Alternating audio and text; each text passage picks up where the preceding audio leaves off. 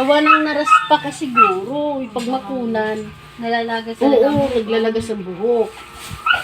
Meron kaming gagawin ngayong araw na ito. Ang ipapagawa niya ay Ribbon and Brazilian Botox. Ito si ma'am. Taga rito po siya sa isla pero doon po siya naka-stay sa Baguio City.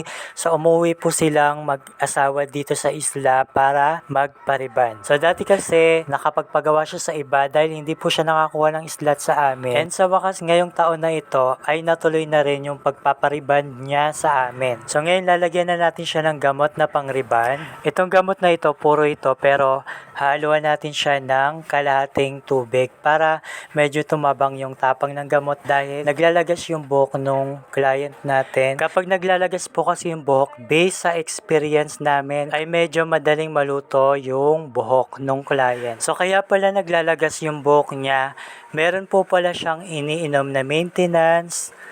So, hindi ko na lang sasabihin yung gamot na yon. So, ganun po kasi yon. Yung mga tinitake po nating maintenance na gamot, isa po yung dahilan para maglagas yung buhok natin. So, yung buhok niya, hindi naman siya totally na severe yung paglalagas. Normal lang naman po. Kasi nung ginagawa naman natin siya, wala naman pong nalalagis na buhok. Iba pang dahilan kung bakit naglalagas ang ating buhok, dahil po sa pagkakatali po natin maghapon, lalong-lalo na kung basa pa yung buhok tapos itatali mo siya. And other factor is kapag tayo ay stress o kaya kung tayo po ay bagong panganak. So, normally, naglalagas po talaga yung buhok. So, pwede naman po i-riban kahit naglalagas ang buhok. Wag lang po sobra-sobra dahil kapag tumubo yung buhok niya, ang kalalabasan po ay magmumukhang nagpuputol-putol doon sa pinakaibabaw. So, ganito natin siya pinahiran. Kung makikita nyo, lahat ko siya pinahiran mula malapit sa anit hanggang dulo pero iba-iba po yung kapal at nipis ng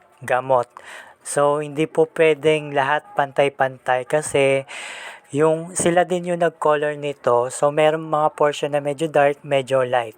Tapos, babalutan natin siya ng plastic para iwas mainit at medyo mabilis maluto yung buhok niya. Tapos, ito na yung kinalabasan after ma-plancha. Lalagyan na po natin siya ng gamot na pangalawa yung neutralizer. And then ito na yung resulta niya, pinapatuyo lang po natin siya. Kung makikita nyo po, flat na yung buhok niya.